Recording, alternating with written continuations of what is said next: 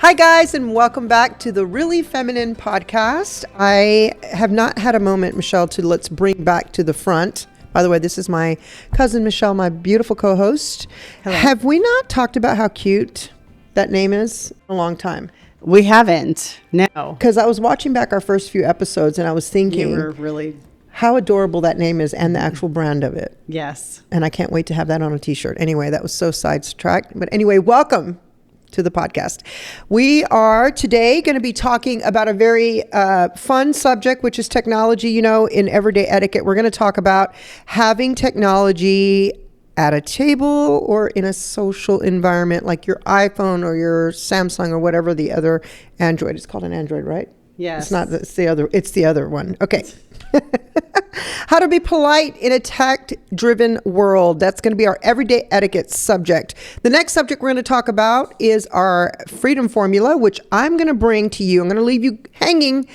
We're going to talk about the difference between a chicken and a lion, and you can determine which one are you, the chicken or the lion, and how are you using the chicken or the lion in your life and your relationship. So there's a little hook there. That's a good hook. You definitely want to stay around for that one. And then, of course, tea time, where we get to have some more interesting questions presented to us.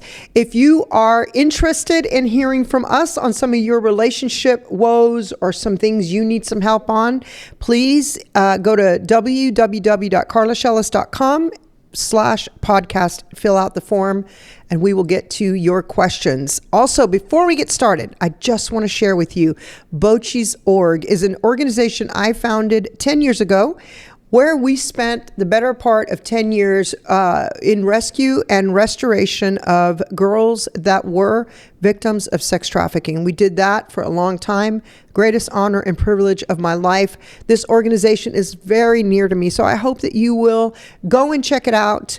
Check out all the work that we're still doing today with these women of exploitation. We are also focusing on domestic violence victims as well as 12 to 15-year-old victims who are being exploited, yes, right out of their schools. So definitely want to go check out bochis.org and have a look at what we're doing.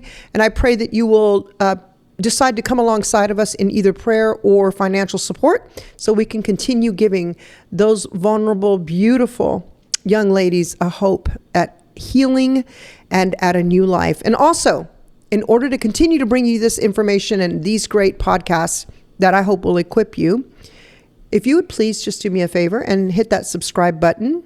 And then also make sure that you comment or like this information wherever you're listening to, because that really helps us to engage with you and it helps us to continue to bring this information for you. So please do that for us. We would greatly appreciate it. And now we're going to get started on everyday etiquette. Technology. Yes. Michelle, what did we ever do without iPhones? Remember the days? We talked to each other? We talked to each other. We used maps. Mapsco. Yes. You have to quickly tell that story of my mom when you and my mom were on a little road trip. And you guys got lost in the back. Remember the back roads of Texas? Yes. We were driving and we were just talking. And of course, I'm driving and I have no sense of direction at all. And I totally missed the turn because we're talking, not even paying attention. This was before like maps on like Apple. Yeah. No maps. Yeah, there's no maps. Or this was even before the garden. Yeah. So remember the little monitor that would sit on your dashboard? Yes. You had to plug in the address. Yes, I never had that. Yes. Yeah. The navigator. Yeah. So I was like, oh my gosh, we missed the turn. And your mom, she's like, hang on, I got it. She pulls out of the glove box. Of the glove box, and maps go. And I was like, what? And she's like opening it up. And she's like, okay, where are we? We're trying to figure out where we even are. And she's like guiding me through with the maps go. I'm like, I'm so happy you know how to read that. It was as big as the whole front of the car. It was. It was the unfold. It keeps unfolding. All of the people in their 40s and 50s and above will understand this. Yes, nobody else will. Nobody else will. Google it. Or chat GPT it. And then you had to do the coordinates of like what row, what column to see where you're at. what highway you're on. How did you do that without reading glasses? Because those, you can't zoom in. No. Everybody's used to just zooming in. And even, I don't even know if reading glasses would cut it. I mean, I think I'd still be like, I can't see that. It's so tiny. So that was before technology. Okay. So there was a time, and I remember telling the kids this story, that when we were on our way to eat in Dallas, we literally would have to call the restaurant and say, and then they started their voicemail, press 2 for directions to the restaurant. Do you remember that? Yes. Press 3 if you'd like to make a reservation. And so you literally had to get the directions. And then if you got lost, you had to stop at the local grocery store and say, I am looking for this restaurant. Where do I go from here? Yeah. Or get on a payphone. Get on a payphone. Hopefully you have a quarter. Because my dad used to always say, never leave the house without a handful of quarters in case you need to stop at the payphone. I think back to that. I don't even know how I got around. For real. Honestly, do not. Because I can't even You north, can't south, even east. you can't But I follow can't. Apple Maps. I know. Like, how did I get around? Go straight, turn right at the McDonald's. Or we graduated to we could get on the map on our computers because everybody had brand new computers and we could print the directions. So when we finally got to where we were going, nobody had phones on the table. We just had conversation. Yes. Those poor servers probably had like 4-hour tables because everybody was talking so long. So let's talk about the etiquette on how to be polite and being present. So I really think that it's a great tool to learn to be present at a table, because when we're on our phones the whole time, which I know I'm guilty of sometimes, but I've just started putting my phone in my purse so I cannot get distracted. But I think what we're missing is the genuine authenticity of a conversation, which is so nurturing, especially when you know how to hold a conversation. Yes.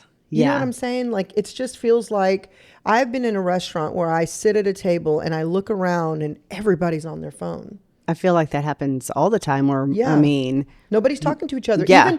Even people older than us, Michelle, are now sitting there like a couple, face to face with each other, eating, looking at their phones.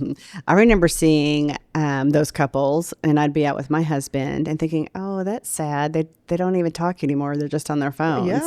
Yeah. And I know how it's because it's a dopamine addiction, right? So it's just that switch. So much habit. I mean, it's just, that's just what you do. It's just habit. Everybody's on their phone. Yeah. And when I got off don't even realize, like, sometimes I don't even realize, I'm like, why am I even doing this? Yeah. It's just scroll. Yeah. It's just the scroll. So I think the number one tip I want to share there, and it does take an intention, because it doesn't just happen naturally. You've gotten so much better. You used to be probably the worst. I know. But really I bad. broke my addiction with that 6-week fast from all social media. I realized, wow, hello. Hi, world. I'm back. So for me, I think put your phone in your purse or put it underneath your leg. Definitely silence it. Those are my tips, my etiquette tips for having your phone out in public, or when you are to be present and polite when you are among people. Do you ever look at it? Like if you're at dinner? So if I am expecting something that's business, or if I am waiting for somebody it's a time sensitive call, because I have to do that sometimes, I'll just take a look at it and put it back down. Okay. If I am waiting for a response from somebody, that, like, a lot of times somebody is waiting for me to say yes or no on a major decision. So I'm waiting for the question. I'll keep it face down at the table. And as soon as I answer that, I'll just put it back in my purse. But I definitely silence it, because I'm telling you, it will be too tempting to hear all the texts come in. If you have to respond, do you apologize for that? What do you say? I absolutely wait until someone's not talking to me. If they're talking to each other, or if it's just me and one other person, I try to say, excuse me 1 second. Let me just answer this real quick so I can check this off of my list. Okay. And then I'll answer it. And typically, as a guest at a table, you say, absolutely, go ahead, be my guest. But I do always ask, if it's okay, excuse me for just 1 second. Let me answer this, so get this out of my way. And then I'll just put it back in my purse and go, I'm so sorry, go ahead. But I think whenever you're talking to someone, make sure, or someone's talking to you. Let me start with that. Someone is talking to you. This used to be one of my worst habits, especially when we were in the days running the safe house, because it was drama 24/7, and I was constantly putting out fires. So I felt like I had to keep an eye on that text. But I've actually sat in front of somebody that does this, many people that do this over the last 15 years. So rude. I'm in the middle of talking to you. There's only two people at the table, me and you pick up your phone and start fully engaging in your phone while I'm talking to you. And what now? There's also people that do that because they're trying to subconsciously indicate to you you're not important to them. They don't realize they're doing that, but they only want to absorb the conversation. They don't want to deposit. They just wanted to withdraw. And so they will disengage, and you can see that right up front. So what I started doing is as soon as they do that in the middle of me talking, I'll just stop talking and I'll just stare at them. And I promise you 30, 45 seconds have gone by when I'm just sitting there staring at the person.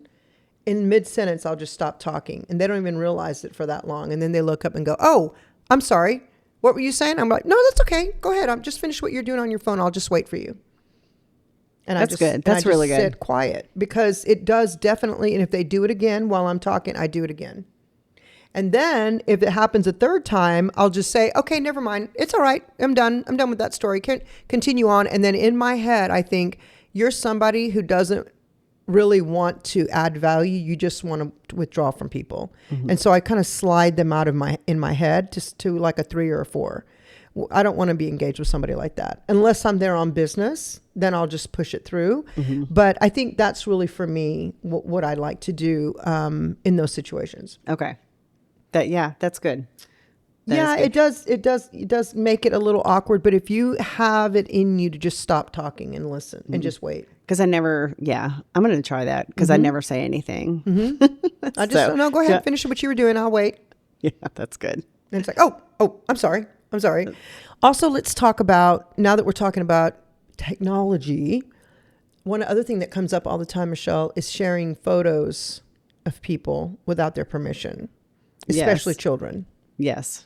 I think that's something that we all need to get better at, including myself, in that typically I'll just show everyone the picture because everybody's like, let me see.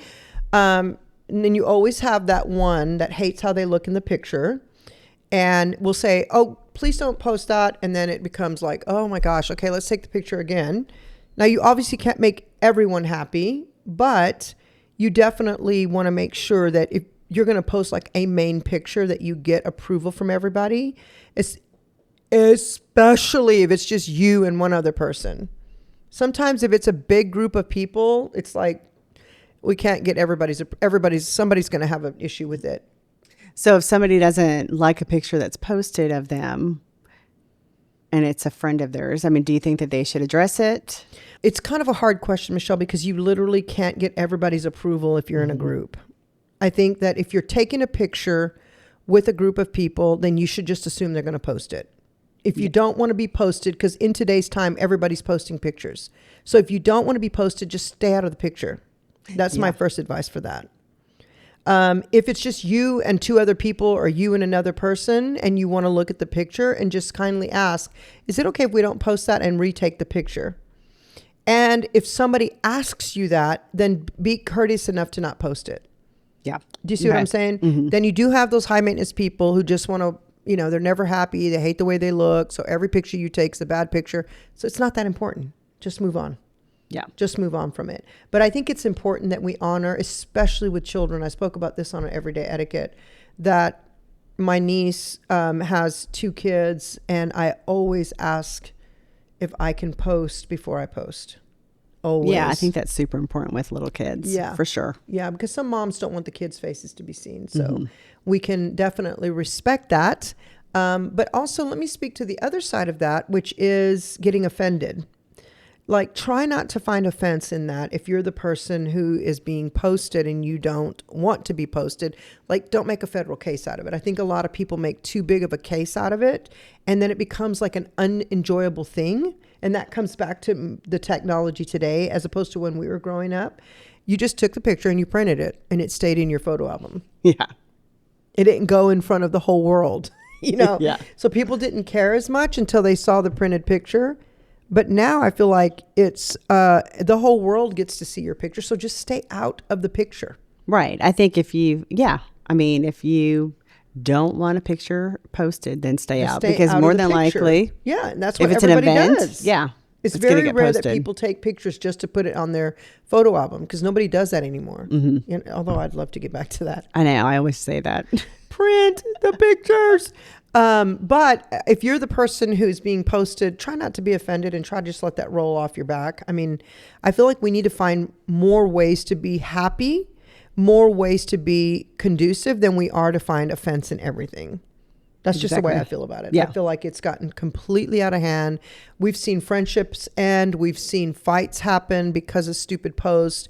We've seen people get like majorly offended, and whenever somebody has the guts enough to say, please don't post that, and then the person that you're telling that to totally explodes on you and then starts accusing you of being dramatic and over the top and just get over it. Like, it's completely gotten out of hand. It just needs to be, yep, no problem. Go home into your safe place, have a little moan up if you want, but let that person have the right to say, please don't post a picture of me. Okay. That's the way I feel about it anyway. So I hope that helps you guys. I hope that little bit of etiquette there on that gives you some tips, because I believe that etiquette brings us to safety, and etiquette gives us tools in order to elevate our relationships in and around community, out in public, and in private. So maybe that'll help you guys a little bit. Okay, Michelle, let's dive right into some tea time. Okay, let's do it. When you and I get to have a nice hot cup of tea, don't you appreciate how much Chloe just warms up this tea for us? I do, especially since I'm freezing. I do. Next week, I'm going to be in a scarf and gloves. We have to keep this room cold for all the equipment, which I've never understood until now. So the equipment doesn't overheat. So me and Michelle are frozen in here. Do you remember the David Letterman show, Michelle? When all the guests would get onto the set and they'd go, God, it's freezing in here. And they used to always say, like, every guest would say that it was so cold in the studio. I never understood that, but now I do. No, I do not. I don't remember. Well, we went to my friend's night of worship the other night, and it was televised, and it was freezing. I was like, oh my God, I'm freezing. And I realized why. It's funny how nobody ever speaks about that. I know. It was like bitterly cold in there. I thought I just needed a blanket. Yeah. All right, let's dive right in. Here, okay. let's have a nice little cheers to toast? a great podcast and lots of fun that we're having clinking? together talking about these great All right. scoops of information. That's good tea, Chloe. Good job on that. Chloe, good job. Chloe makes our tea for us every time we have this podcast. Okay, let's go. Would you go to a family wedding if it was your sister-in-law's daughter, your husband's brother's wife? Wait, your husband, brother, wife? Yes, if they don't acknowledge you or speak to you. My husband was invited by the niece via email. I was not. He answered by saying, we'd like to go. I feel very uncomfortable around them as they don't speak to me. Yeah, I wouldn't go. I would absolutely not go. Listen, it's time that we draw some lines around that ignorance. I'm just going to call it it's pure ignorance. Mm-hmm. And you know what it is? It is taking a knife and throwing it at somebody. Yeah. Don't invite the brother-in-law if the wife is not invited. Well, what about the husband saying we'd go? Well, I'm sure he's just trying to include his wife, but I would not go. Would you go? No. Nobody speaks to you? Why would you subject yourself to that? Right. Absolutely, I would not go. But would you have a problem with the husband saying we'd go? And what if the husband wanted to go without you? Okay. Well, I'm grown now. There was a time in my life when I would have killed my husband if he did that. But Michelle, I'm going to tell you, I feel so much freer in my years. It's not because I'm 55. If I had known the information I know now in my 20s, I would feel the same way. I have so much abundance flowing out of me. Like, remember the analogy I used at the retreat about if I made you eat if I made you eat one large pizza all by yourself, let's use that analogy really quick. Okay. And then I brought you, so you ate all the pizza and you're completely full. You're stuffed and you feel sick. And then I brought you a quarter pounder and cheese and French fries and asked you to eat that. You naturally would say, I'm stuffed. I can't. I can't. If someone's sitting next to you and they're starving, what's the next thing you're going to say? Have mine. Have this. Right. Because I'm too full. I literally feel sick to my stomach from eating too much before. Right. So when you're full, you become generous with all things. So if you're not full, you're hungry, you're counting how many pieces of pizza are there, then you're probably going to get mad because somebody ate too much and didn't leave enough for you, and it becomes this big circle of a game. But if you think it through, when you're full, you are generous and you want everybody to enjoy whatever's left. Yeah. Right? Same thing with your emotions and your mind and your spirit. When you are full of identity, knowing who you are, loving yourself, being a blessing to people instead of a drain, not being catty, not being passive aggressive, not being a name caller, not being an accuser, but just being full and overflowing, then for me today, I would tell my husband, I mean this with all my heart, because this actually happened in our family in the last decade. I would actually say, you go ahead and go. It doesn't bother me at all. I want you, this is your brother, whatever, brother-in-law. I want you to go and enjoy yourself. I don't care. I'm not going to feel like you slid me. I'm not going to make a big deal about it and act like you don't respect me. I don't care. Go ahead and go. You wouldn't be upset because he wasn't standing up for you? Well, he was standing up for her when he said, we will come. He's saying, yes. We will come. I'm not coming without my wife. Yeah. That's what he's saying. But if he said, sure, I'd like to come, but didn't talk to her about it first, then that's him going without her and doesn't care what she thinks. That would probably be a little bit hurtful. That would probably make me mad. Okay. But he said, sure, we will come. And for me, that's him saying, I'm bringing my wife with me. And I'm going to give you that advance notice. Okay. Don't you see it that way? Or do you think it's different? Yeah, I do. I guess it would be her choice if she wanted to go or not then. Yeah. But I'm speaking to the woman who read this, who wrote this. Him saying, yeah, we'll go. Yeah. I mean, I know a lot of women are going to scoff at this. I'm in a different place now with myself. Like if it was Simon's brother and nobody in the family wanted me there and I needed Simon to just go and be there for his brother, I'm not going to take that as a dig against myself that they didn't invite me. It's extremely rude for the other family that did that to her. Extremely rude and low class as all get out. Is when you invite a married couple and you don't invite the woman or the man, you just invite one of them. That's disgusting to me. Yeah. That's low life. So for me, I think if you're going to be in that situation and you have some conflict in your family, just say, hey, call the brother and say, hey, just, my daughter's getting married. Nobody's speaking to your wife. It's going to be very awkward. I don't want the stress on my daughter. I just want you to know I love you. I want you there. But do you think we should pass on this? How do you feel about it? The husband can say, well, obviously I'm not going to bring my wife. That's too awkward for her. Let's come to an agreement. Like the actual family members should come to an agreement. I personally think that when there's conflict in a family, it shouldn't extend past. It should stay with the people that have the conflict. Mm-hmm. So whoever has the conflict with the wife, it should just stay there. Yeah. And I think that if the classy thing would have been to do, unless this woman who's writing this is a total wreck and she causes drama everywhere and division and conflict and she doesn't see the error of her own ways. And they're trying to keep her out so she doesn't bring the drama. Yeah. That's a whole nother side of the coin. For sure. Then I could understand that. But I would call the brother and say, hey, listen, we can't, we're going to draw some lines here. We can't deal with all the drama. Yeah, I feel like a conversation would have to be had for sure. Yeah, but etiquette is don't invite the husband without the wife. That's so bad. Yeah. All right, what's the next one? Okay.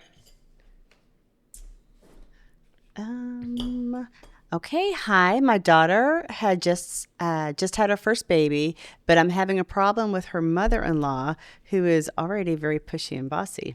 She thinks she's the only granny allowed to hold her, Oh. but we both can't be together at the same time. She just takes over if we are.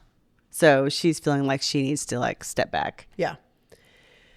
Okay. So what's the question? Is that just a statement? Or That's is there a just question? kind of how would you deal with that? Yeah. 'Cause- So, Yeah. okay, that's a really good position. So first of all, to the mother of the daughter who's just had the baby, there's always going to be someone in the family that makes you feel that way. Unfortunately, if you don't, that was you. That was me. What?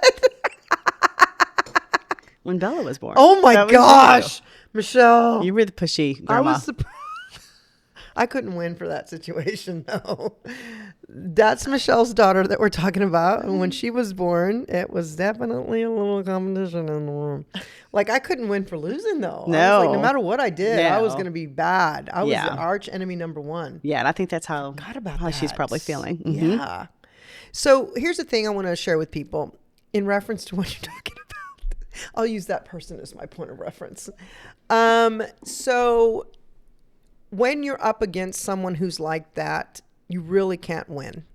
You're always gonna, if you don't spend enough time with the baby, then you're not caring enough. You don't care about the baby. You're not interested. You're not fighting for her. If you do try to take your stand, they're going to try to pull back.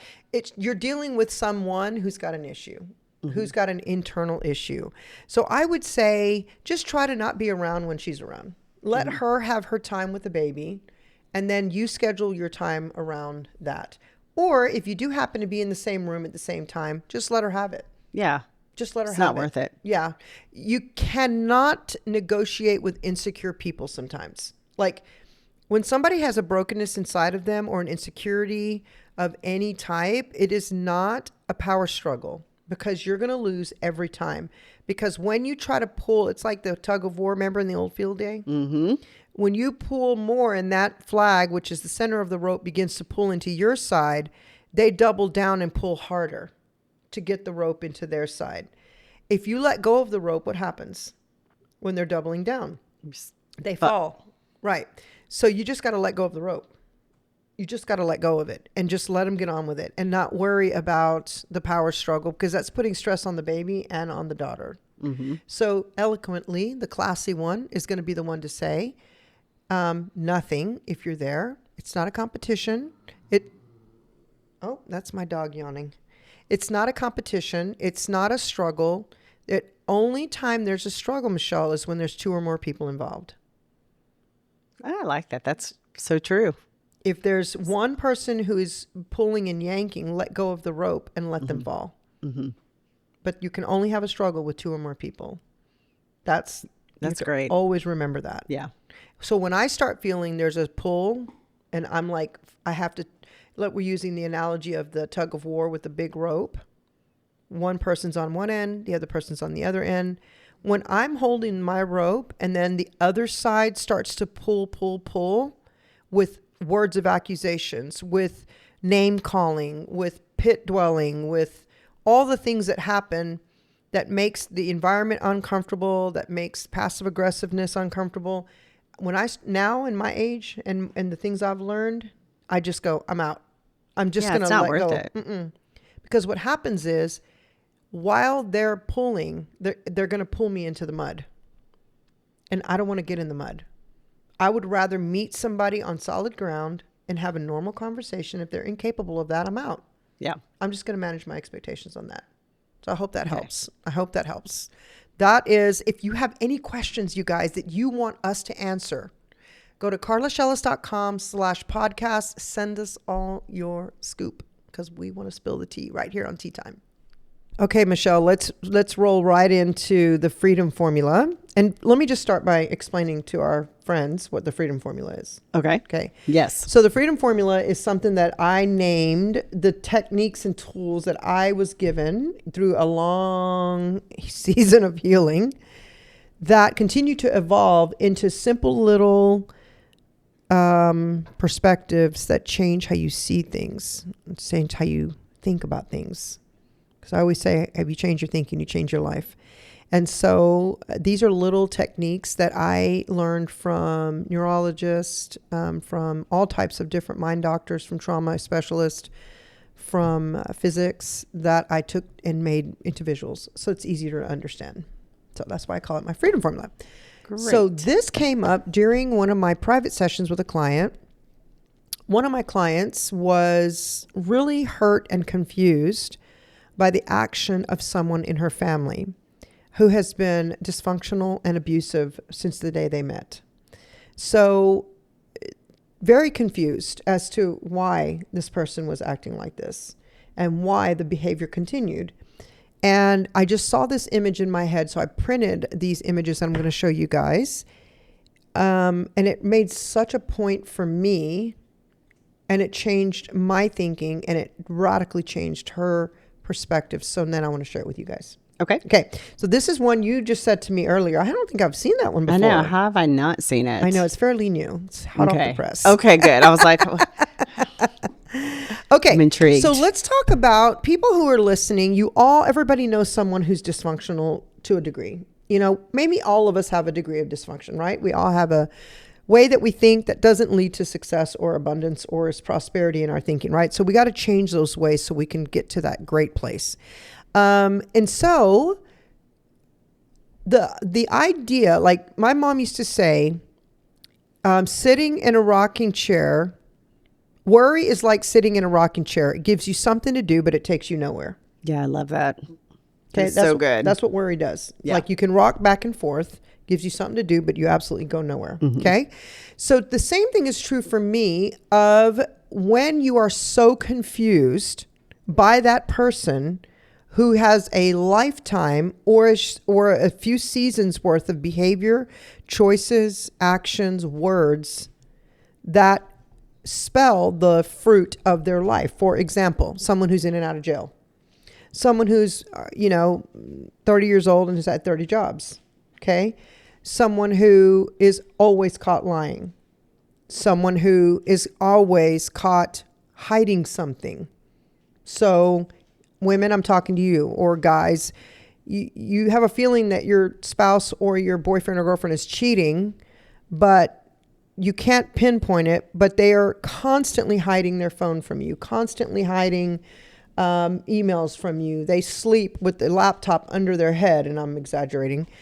And so there's behaviors that we see in people, or you're dating someone who's cheated on every single girlfriend, or has an addiction to porn, or has an addiction to some kind of drug. But now that they're dating you, they're going to stop doing that.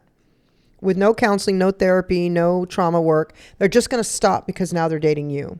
Okay? Those are that's the setup I'm trying to give. And so we make excuses for these type of people, and we say, oh, well, they're going to change now. Why? Because they told me they were.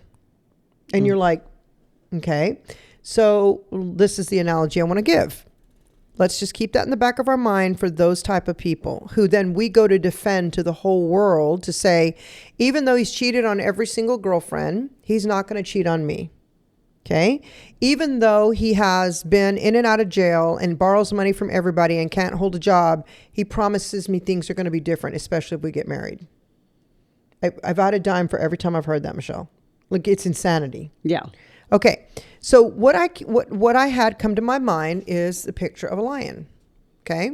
First, I'm going to show you the lion, and we can obviously see that the lions do what? They roam. Mm-hmm. Roam in the plains, roam out in the Africa and all the places. Okay. So that's a lion. This is a chicken. And a chicken is sitting on a pile of eggs that she just laid in a bale of hay, a little nest. Okay. So when we see that, we see a lion, do these two things look like they go together, Michelle? Would you ever imagine a lion eating grain? No. Would you ever imagine a lion eating an animal? Yes. Why? Because I know they eat animals. So how crazy would it be for us to assume that this lion would be roaming the jungle in order to find grain to eat? Yeah. Wouldn't happen. It's ridiculous. Yeah. Okay. How about if we took this chicken who's laying eggs and expected the chicken to roam through the jungle and find an antelope to kill and eat? Wouldn't happen. It's never going to happen. Mm-mm. Why? Because a chicken that lays eggs eats grain off the ground. The chicken physically doesn't have the physical capacity to chase down an antelope and eat it. Nor does the lion have the capacity to be full and to be satisfied by eating just grain. The lion cannot be cooped up in a chicken stall in order, and it will drive the lion crazy, right? The chicken is made to lay eggs. The chicken cannot be expected to roam around the jungle and not be eaten by the first animal that passes it by. Do you understand the difference there? Yes. It's insanity. Yeah. Mm-hmm. Okay. But that to me, and that's my analogy of the chicken and the lion. So if you think about a chicken, we know a chicken goes in a chicken coop. We know that they are going to free range in a, however many 100 feet per chicken as some of these egg companies do. But they're not going to be safe if they're in a jungle filled with predators like lions and hyenas and tigers and all the other things. They're going to be eaten in 5 seconds flat. If we put a lion in a chicken coop and expect it to stay in that tiny little space and not be able to eat meat, the lion's going to disintegrate and die. Okay. But that's the same exact mentality, the same insanity that we have whenever we think that we can see what we're going to call a chicken, and we're asking the chicken to go out to the jungle and kill an antelope, and that should be what they eat. That should be how they eat. That's how they get their nourishment. Or we ask a lion to step into a chicken coop and eat the grain. That's the same mentality and the same ludicrousy that we put on when we pull someone out of a dysfunctional place. They have zero fruit for their life. We try to put them, the chicken, in the jungle to eat like a lion, and then they won't. And we're looking at this chicken and we're like, chase the antelope, eat the meat, tear the body apart and eat the meat. Enjoy the raw live animal while you're tearing it apart. The chicken's going to be like, what? I can't do that. No, we want you to do that. To me, that's the insanity that I saw whenever somebody is with somebody who's been in one job after another, who's been cheating on boyfriends and girlfriends, who's been abusive, who is addicted to all these outlying addictions. And then we go, I'm so shocked that he actually cheated on me. Yeah. Like what? Insanity. It's insanity. So I'm so shocked that after 30 jobs, he can't keep this job now that he's with me. I'm so shocked that he told me that I was the most beautiful girl, that I was all that he needed, that if I could just do this for him, that he'd get this for me, but then he didn't actually do that. But he's done that for 3 or 4 years, and you're still making excuses for him. You're trying to take a chicken and put it in the jungle to fight like a lion. If you want a lion that's going to be the king of the jungle, you need to go find a lion in the jungle who's already roaming and fighting like a lion. If you want a chicken to peck on the ground and be satisfied with just grain, then go into a chicken coop. But don't be shocked whenever it doesn't act the same. That's my point. Stop making excuses for people. And I'm also talking to girls who are being groomed by predators. Whenever I've heard so many stories of girls who have told me that they truly believed if they could just do XYZ, which I will not say on this podcast because it's so explicit, that so some of the predators have said to some of the girls I've worked with, if you could just do this for me, and it's all sexual acts, then you'll be better than the other girl. Then you'll make me happy. And so there were so many disgusting things that they would do, but I would say to them, why did you do that? Why would you subject yourself to that? And the answer was always, Michelle, I just want it to make him happy. Because they truly believe that if they could just lower themselves even further than they already feel, and they could make this guy happy, they have totally lost track of what true love is and what a true man looks like. So we have seen the disintegration of truth in a man's man and a little boy who's at the age of a man. And so what I mean by a man's man is a real man is going to honor you. He's going to protect you. He's going to cherish you. He's going to respect you. He's not going to push your boundaries. He's not going to try to force you to do something you don't want to do. And then if you don't do it, he's going to berate you and call you names and tear you down and make you feel like crap. And then also he's going to tell you, well, if you don't give it to me, I'm going to go to the next girl who will. And then she's going to be known better than you. And then you go, well, never mind, stop. Or they tell you all the things you want to hear on the first date, and then you just give them the whole lot. And then you wonder why they don't show up the next day. Mm-hmm. This is the thing that's driving me crazy. That's the insanity of the lion and the chicken. What I think we're doing is we're actually, Michelle, I think we're creating a reality that we want to live in instead of reality letting it happen itself. So when you put a lion in the jungle, they're going to run and they're going to, the natural progress is they're going to go find the antelope or the whatever, and they're going to hunt it down and they're going to eat it. Okay. The reality is a chicken's going to go and eat grain off the ground. That's the reality. But what we do is we try to create a false reality to soothe and to meet the needs of what we have inside, which is typically our insecurities. Or the idea of what we think a relationship looks like, or what the idea of what we want out of this relationship. So it really is a self-centered move, because you're trying to use this very dysfunctional person and you're trying to repackage that person. You're trying to repackage that chicken and convince the whole world it's a lion. Do you see what I'm saying? Mm-hmm. And then you take the chicken, and then the chicken ends up laying eggs. And you're like, what are you doing? You're supposed to be hunting antelope and feed, but you're trying to create a false reality to balance out your insecurities. That's why people do that, because they're trying to balance out where they're not balanced. They're trying to create a false world so that they can live in and feel like they're presenting to the world that they're not as insecure as they are. That's interesting. Does that make sense? Yeah. So instead of just becoming the person that you want to be in your dream life, so you have a dream about what kind of life you want, practice becoming the person that's going to excel in that dream life. And then everything that you need will come to you. You will attract. So if you look at your life right now and you think, okay, I've been in a lot of dysfunctional relationships, you're the problem. You're the reason why you're doing that, not because you just have bad luck. Mm-hmm. So the answer to that is change who you are, focus on you. Write a list. Let me give you this one tool before we wrap this up. Write a list of your dream guy. Write a list of your dream life. Write out every attribute you can think of, 1 to 50, 1 to 20, whatever numbers you have to write out. Write the attributes of the guy that you want to be married to. What kind of man do you want him to be? What kind of husband, father? What does he look like physically? What kind of job does he have? How does he talk to you? Write all that out. That is your playbook for your marriage. That's your playbook for your life.